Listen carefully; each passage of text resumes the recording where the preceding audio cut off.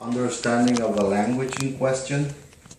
As long as you understand the culture of that language, and you will have a lot of that because you're able to travel to the United States back and forth, so you can gather a really live experience, and then you can transport that back into your own students and school.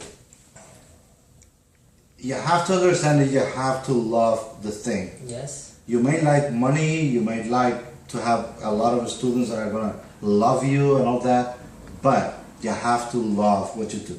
You have to be in love with the English language, you have to love the English culture. That doesn't mean that you have to follow or accept everything that you learn in that culture, but it has to be a focus of study for you.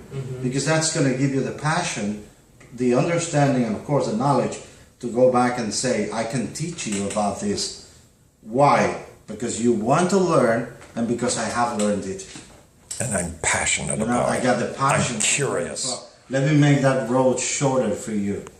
Yes. That's going to be the deal. So I'm going to give you every available material that there is and more, because I really have a huge collection of those things. And I'm now starting to create a new folder with the mind of a Portuguese speaker who's going to teach English. You realize that he has transformed his day. Right. Probably for the next week. Oh, to yeah. fill your mind. Actually, since yesterday. Right. Right. Just to get this is how, and when you go down there, we hope that you will become a teacher of teachers. Once you become good at this, you will distribute this to others so that it transforms what it means to be a teacher.